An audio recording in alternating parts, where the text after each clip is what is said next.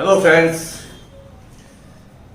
मैंने पिछले वीडियो में बताया था कि वाइल्ड लाइफ प्रोटेक्शन एक्ट 1972 के सेक्शन 18 में सेंचुरी घोषित करने का इंटेंशन की अधिसूचना जारी की जाती है और सेक्शन 26A के तहत सेंचुरी की अंतिम अधिसूचना जारी की जाती है। तो सेक्शन 18 और 26A के बीच में जो धाराएं हैं वे धाराएं जिस भूमि को अभयारण्य घोषित करने की आशय की अधिसूचना जारी की जाती है, उस भूमि पर वहां जिन जिन लोगों के अधिकार है और उस भूमि के बाबत जिन जिन लोगों के अधिकार है, उन अधिकारों को राज्य सरकार अर्जन करती है, एक्विजिशन करती है, ताकि सेंचुरी के क्षेत्र से मानव हस्तक्षेप को बंद किया जा सके, खत्म किया जा सके। क्योंकि जो मानव है वो अपनी आजीविका के लिए अभयारण्य में जो वनस्पति है, जो जीव है, उसका कंजप्शन करता है और जितना उपयोग मानव करता है तो वह वहां के वन्य जीवों की हैबिटेट का डिस्ट्रक्शन करता है। हैबिटेट में मैंने आपको बताया भोजन, पानी, आश्रय स्थल।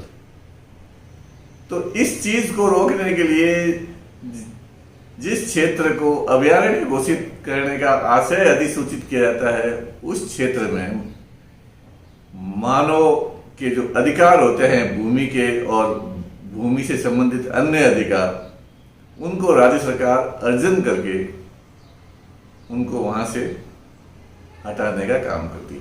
तो सेक्शन 18 और 26A के बीच में जो धारा है वो इस एक्विजिशन ऑफ राइट्स के संबंधित है। अब आते हैं कि ये धाराएं क्या है, तो उसके ऊपर हम बात करते हैं। तो पहला सेक्शन 18A 18 का, उसके अनुसार जब किसी क्षेत्र को अभयारण्य घोषित करने का आशय की अधिसूचना जारी कर दी जाती है, उसके बाद उस क्षेत्र में इस अधिनियम की धाराएं 27 से 33A तक के प्रावधान लागू हो जाते हैं। यानी कि सेंचुरी के हैबिटेट डिस्ट्रक्शन पर रोक लग जाती है। कोई व्यक्ति अभयारण्य में आग नहीं लगा सकता आदि। ये इन धाराओं के बारे में हम आगे डिस्कस करेंगे। तो 27 से 33A की धाराएं उस क्षेत्र को प्रोटेक्शन देने के लिए लागू कर दी जाती है, ताकि ऐसा नहीं है कि साहब अभी तो केवल इंटेंशन जारी हुआ है, फाइनल सेंचुरी डिक्लेयर नहीं हुई है और जब तक अधिकारों का अर्जन हो लोग तब तक वहां से सारे प्राकृतिक संसाधन लूट के ले जाए। तो इस चीज को रोकने के लिए धारा 18A में एक प्रावधान ये दिया गया है कि सेंचुरी घोषित करने के आशय अधिसूचित होते ही वहां धारा 27 से 33A लागू करके उस क्षेत्र को सुरक्षित कर दिया जाता है। 18A का दूसरा प्रावधान ये कहता है कि जब तक अधिकारों के अर्जन यानी एक्विजिशन ऑफ राइट की कार्रवाई पूरी नहीं हो जाती है, तब तक सरकारी रिकॉर्ड के अनुसार जिन जिन लोगों के वहां इस बाबत अधिकार है, उन लोगों को ईंधन, चारा और अन्य वन्य उत्पाद की वैकल्पिक व्यवस्था राज्य सरकार करेगी। यानी कि जिन लोगों का सरकारी रिकॉर्ड के अनुसार उस भूमि पर अधिकार है, वे भी उस भूमि से ईंधन, चारा या उनकी आवश्यकता वाले वन उत्पाद उस भूमि से प्राप्त नहीं कर सकेंगे, लेकिन उनकी पूर्ति के लिए राज्य सरकार वैकल्पिक व्यवस्था करेगी। तो ये दोनों प्रावधान अधिसूचित भूमि को प्रोटेक्शन प्रदान करने के लिए किए हैं, जो धारा 18A जोड़ा गया है। ईयर 1991 से पहले धारा 18 में सेंचुरी घोषित करने का ही प्रावधान था कि धारा 18 के तहत सेंचुरी घोषित कर दी जाएगी और उसके बाद वहां जो लोग रहते हैं उनके अधिकारों का अर्जन वगैरह किया जाता है। लेकिन 1991 के अमेंडमेंट के बाद में ये सेक्शन जोड़ा गया है और सेक्शन 26A भी जोड़ा गया है, जिसके अनुसार फिर वो फाइनल अभयारण्य घोषित करने का प्रावधान है। वो पहले धारा 18 में ही अभयारण्य घोषित कर दिया जाता था। तो जिन क्षेत्रों में 1991 से पहले धारा 18 के तहत अभयारण्य घोषित कर दिए गए, लेकिन यदि उनके अधिकारों के अर्जन, एक्विजिशन ऑफ राइट्स की प्रक्रिया अंतिम रूप से कंप्लीट नहीं हुई है, तो भी वे इस अधिनियम के सेक्शन 66 के सब सेक्शन 4 जो रिपील एंड सेविंग का है, उसके अनुसार वे भूमि सेंचुरी मानी जाती है, डीम्ड एज ए सेंचुरी। इसको मैं एक बार बीच में और इसलिए जोड़ रहा हूं ताकि यदि कोई कंफ्यूजन हो के साथ 1991 से पहले धारा 18 के अंदर जो सेंचुरी घोषित हुई थी, लेकिन 1991 तक या इसके बाद तक वहां के लोगों के राइट्स एक्वायर नहीं हुए, तो उसकी क्या 26A के तहत अंतिम अधिसूचना जारी की जाएगी? तो इसका उत्तर है नहीं।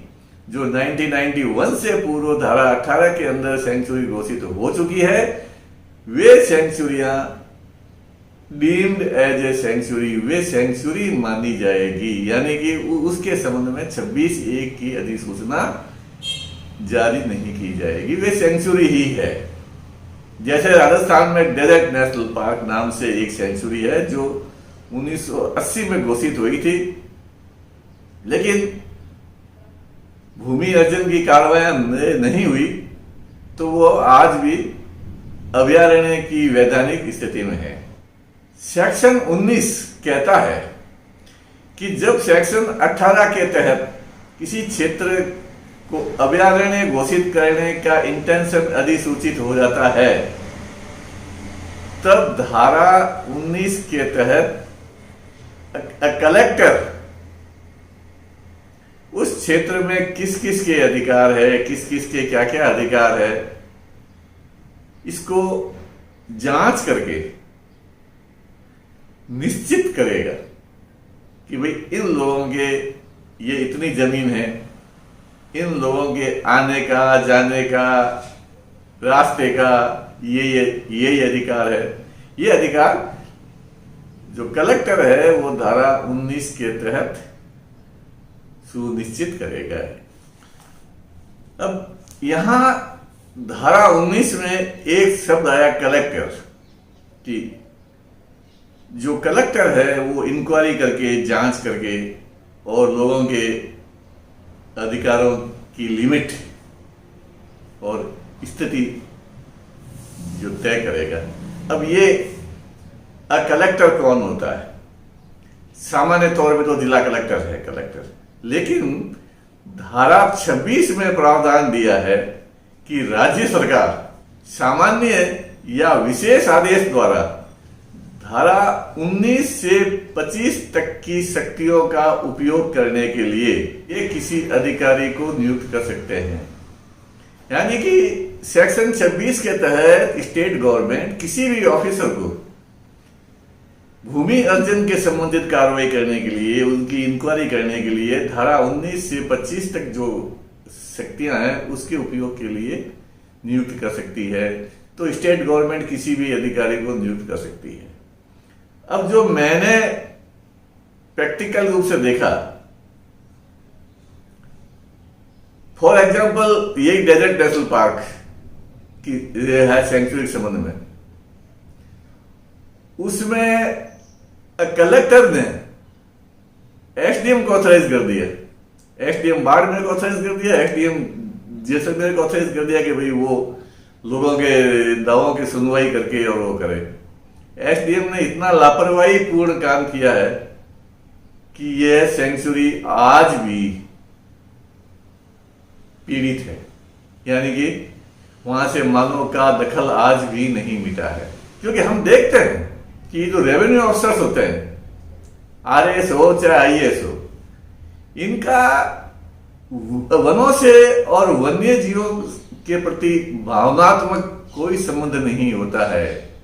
बेसिकली ये लोग रेवेन्यू कलेक्ट करने वाले थे अंग्रेजों के समय, और इसके बाद में अपने पावर के नशे में जी रहे हैं और पॉलिटिकल लोगों की कठपुतली बने हुए हैं। तो इन लोगों को धारा 26 के तहत कलेक्टर के पावर देने के बजाय किसी वन अधिकारी जो भारतीय वन सेवा का हो, उसको इस सेक्शन 26 के तहत कलेक्टर के पावर इस अधिनियम के धारा 19 से 25 तक के उपयोग के लिए दे देने चाहिए। तो वह वन अधिकारी लीगल रूप से ये कार्रवाई पूर्ण कर पाएगा। तो मैं इस सेक्शन 26 के तहत जो भी वन विभाग के सेक्रेटरी है या एसीएस है, हालांकि है तो वो भी आईएएस ही, लेकिन चूंकि वो वन विभाग के सेक्रेटरी है, उनको चाहिए कि धारा 19 के तहत जो कोई कलेक्टर के बारे में लिखा है, उस कलेक्टर के लिए किसी वन अधिकारी की नियुक्ति धारा 26 के तहत कर देनी चाहिए, ताकि घोषित किए जाने वाले अभयारण्य से मानव दखल समय रहते। अब आप देख लो, सन 1980 में डेजर्ट नेशनल पार्क अभयारण्य का अधिसूचना हुई, आज 2022 है। उस समय मैंने देखा था 1980 में कहीं कहीं छोटी छोटी बस्तियां थी डेजर्ट के अंदर, और आज दसियों गुना लोग बढ़ गए और दसियों गुना गांव बढ़ गए। अब वहां से उस पॉपुलेशन को हटाना नामुमकिन है। केवल वो नाम मात्र का अभयारण्य है, पोस्टिंग है स्टाफ की, ऑफिसर्स की पोस्टिंग है, सब कुछ है, लेकिन मानव दखल उस अभयारण्य से नहीं हटा है। और जबकि यह डेजर्ट का फ्लोरा और फौना की इकोलॉजी का ये एकमात्र क्षेत्र है, क्योंकि इंदिरा गांधी नहर यहां आ जाने से जो डेजर्ट की इकोलॉजी है वो खत्म हो गई। केवल डेजर्ट की इकोलॉजी डीएनबी में बची है, डेजर्ट नेशनल पार्क में बची है, लेकिन यहां आबादी इतनी बढ़ गई है कि ये एक नाम मात्र का अभयारण्य रह गया है। ये मैं जोर देकर के इसलिए कह रहा हूं ताकि कहीं मेरा ये वीडियो वन विभाग के एसीएस, सेक्रेटरी, सीएस या मुख्यमंत्री तक पहुंच जाए तो इस डेजर्ट नेशनल पार्क की सुध ले। फिर आते हैं हम इस धारा 20 पर कि जब धारा 18 के तहत किसी भूमि को अभयारण्य घोषित करने का इंटेंशन की अधिसूचना जारी कर दी जाती है, तो उसके बाद उस भूमि पर नए किसी व्यक्ति का अधिकार नहीं होगा। ऐसा नहीं है कि अधिसूचना जारी हो गई कि अब साहब यहां से अधिकारों का अर्जन करेंगे तो मुआवजा मिलेगा, तो नए नए लोग आकर के बैठ गए, लोग जमीनें खरीद ले। नो, 18 के तहत अधिसूचना जारी होते ही धारा 20 के तहत वसीयत द्वारा या उत्तराधिकारी द्वारा अधिकारों को छोड़कर कोई नया अधिकार किसी व्यक्ति का वहां पर नहीं होगा, यानी कि कोई नया व्यक्ति उस क्षेत्र में नहीं बसेगा। ये धारा 20 कहती है।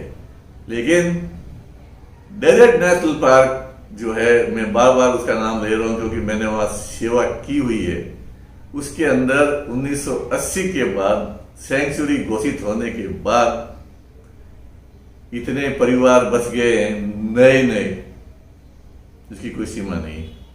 और तो और राजस्थान जो टूरिज्म डिपार्टमेंट है वो उसने वहां डेजर्ट फेस्टिवल के दौरान कार्यक्रम करने से वहां कई तरह की होटलें खुल गई है। एक कॉमर्शियल एक जो खूड़ी और जो सम जगह ऐसी है कि जहां कॉमर्शियल होटलें बन गई है। इतना बुरा हाल है। जबकि धारा 20 कहती है कि धारा 18 के डिक्लेयर होने के बाद किसी व्यक्ति का वहां नया अधिकार नहीं होगा। जो लोग हैं उनका धारा 19 के तहत अधिकारियों की स्थिति और सीमा का निर्धारण कलेक्टर करेगा। ओके, अब आते हैं हम धारा 21 पे। धारा 21 ये कहती है कि जब धारा 18 के अंदर किसी क्षेत्र को अभयारण्य घोषित करने के आशय की अधिसूचना जारी हो जाती है और कलेक्टर की नियुक्ति हो जाती है, तो वह कलेक्टर 60 दिन के भीतर उस क्षेत्र में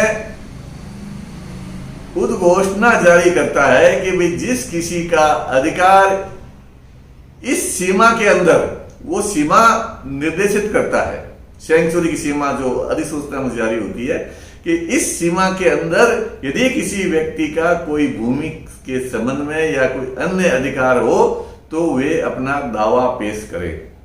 तो यह उद्घोषणा धारा 21 के तहत कलेक्टर जारी करता है 60 दिन के भीतर। इसमें समय सीमा भी दे रखी है। फिर धारा 22 के अंदर इस उद्घोषणा के बाद में उसके पास जो जो दावे पेश होते हैं, जो जो लोग अपने अधिकारों के संबंध में दावे पेश करते हैं, धारा 22 के तहत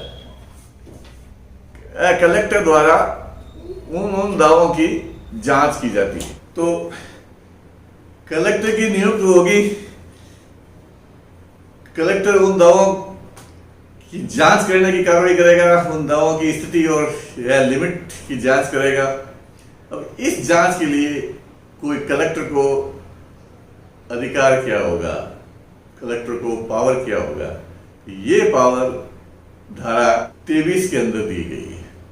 धारा 23 क्या कहती है कि जिस अधिकारी को कलेक्टर नियुक्त करती है स्टेट गवर्नमेंट, वह अधिकारी दावों की जांच करने के लिए किसी भी भूमि और परिसर में कोई प्रवेश कर सकता है और उसका सर्वेक्षण कर सकता है, सर्वे कर सकता है और उसका नक्शा बना सकता है। तो दावा की गई भूमि में प्रवेश करने, उसकी सर्वे करने और उसका नक्शा बनाने का अधिकार उस नियुक्त अधिकारी को है। दूसरा क्या है कि जो सिविल कोर्ट दावों का निस्तारण करता है, यानी कि दावेदार को सुनेगा, उसका कितना दावा है उसके लिए सबूत मांगेगा, जो भी है, तो उस सिविल प्रोसीजर, उस सिविल जज के अधिकार कलेक्टर को होंगे दावे के निस्तारण के लिए। इसके बाद धारा 24 के तहत अधिकारों का अर्जन करने का प्रावधान किया हुआ है, एक्विजिशन ऑफ राइट। नियुक्त कलेक्टर उसके सामने पेश हुए दावों की जांच के बाद उन दावों को स्वीकार करने या आंशिक रूप से स्वीकार करने या उनको निरस्त करने के आदेश जारी करता है। यदि कोई दावा निरस्त कर दिया जाए तो कोई प्रॉब्लम नहीं है। यदि दावा पूर्णतः या आंशिक रूप से स्वीकार किया जाए और ऐसा आदेश जारी करता है तो उसके संबंध में क्या कार्रवाई करेंगे कि उस दावे वाली भूमि को अभयारण्य क्षेत्र से बाहर किया जा सकता है या उस अधिकार को अर्जन करने के लिए उस व्यक्ति को कंपनसेशन देने की कार्रवाई की जाती है कि भाई आपकी इतनी भूमि है या ये अधिकार है तो इतने रुपए प्रतिकार के रूप में आपको दिए जाते हैं। तो वो स्वीकार किए गए दावे में जो उसकी भूमि के अधिकार या वो अधिकार है उसका कंपनसेशन देकर के और वह अधिकार सरकार द्वारा अर्जित कर लिए जाते हैं। तीसरा है चीफ वाइल्ड लाइफ वार्डन से परामर्श करके उस व्यक्ति का अधिकार रहने भी दिया जा सकता है कि भाई ये अधिकार यदि इस व्यक्ति के ऐसे रूप में सेंचुरी के अंदर बने रहते हैं तो वन्य जीवों को कोई खतरा नहीं है, वन्य जीवों की इकोलॉजी में कोई खतरा नहीं है, तो वैसे जो अधिकार है वो रहने भी दिए जा सकते हैं। तो दावों की जांच के बाद में जब दावा पूर्णतः या आंशिक रूप से स्वीकार कर लिया जाता है तो उसके अधिकारों का अर्जन करने के लिए 3 मार्ग है। या तो उस भूमि को जिस पर दावा है उसको अभयारण्य की सीमा से बाहर ही कर दिया जाए। तो ये तो जब प्रैक्टिकल है कि जब वह भूमि अभयारण्य के सीमा के आसपास हो तो उतनी सीमा भीतर लेकर के और कम करके उसको बाहर किया जा सकता है। दूसरा ये है कि उसके अधिकारों का कंपनसेशन का भुगतान करके और वे जो अधिकार अर्जन कर लिए जाते हैं। तीसरा ये है कि चीफ वाइल्ड लाइफ वार्डन से वो कलेक्टर परामर्श कर ले कि भाई ये अधिकार यदि इस व्यक्ति के यहाँ बने रहते हैं तो वाइल्ड लाइफ वन्य जीवों को कोई खतरा नहीं है, वन्य जीवों के पर्यावरण को कोई खतरा नहीं है, तो वो वे अधिकार उस सेंचुरी में बने भी रह सकते हैं। जैसे यदि कोई सेंचुरी के अंदर कोई तीर्थ स्थल आ गया, धर्म स्थल आ गया, दर्शनार्थियों को जाने आने के लिए रास्ते की सुविधा मिल जाती है तो और उसको वन्य जीवों को कोई खतरा नहीं है तो वे अधिकार लोगों को कायम रखे जा सकते हैं। अब सबसे महत्वपूर्ण धारा है 25 कि ये अधिकारों का अर्जन किस प्रकार से किया जाएगा। धारा 25 में ये लिखा है कि इन अधिकारों को अर्जन करने के लिए जो है कलेक्टर है ना, वह लैंड एक्विजिशन एक्ट 1894 के तहत जो कलेक्टर माना जाएगा। एक एक्ट बना हुआ है लैंड एक्विजिशन एक्ट। ये जो भूमि अवाप्ति की जाती है, चाहे नहरों के लिए की जाओ, चाहे सड़कों के लिए की जाओ या किसी सरकारी प्रोजेक्ट के लिए की जाओ, तो लैंड एक्विजिशन एक्ट के तहत लैंड एक्वायर की जाती है। तो ये लैंड एक्विजिशन एक्ट 1894 के तहत वह व्यक्ति कलेक्टर माना जाता है। तो इसके लिए लैंड एक्विजिशन एक्ट का भी अध्ययन करना पड़ता है। फिर सेक्शन 25A में लिख दिया कि धारा 18 के तहत अधिसूचना जारी होने के 2 साल के भीतर ये कार्रवाई पूरी कर लेनी चाहिए। यदि 2 साल के समय में ये कार्रवाई पूरी नहीं होती है तो भी वह नोटिफिकेशन समाप्त नहीं हो जाता। इस प्रकार सेक्शन 19 से लेकर के 25A तक की कार्रवाई के बाद उस क्षेत्र को धारा 26A के तहत अभयारण्य घोषित किया जा सकता है। धन्यवाद। अगले वीडियो में सेंचुरी में कौन कौन से कार्य निषेध है वो उसके बारे में मैं आपको बताऊंगा। धन्यवाद।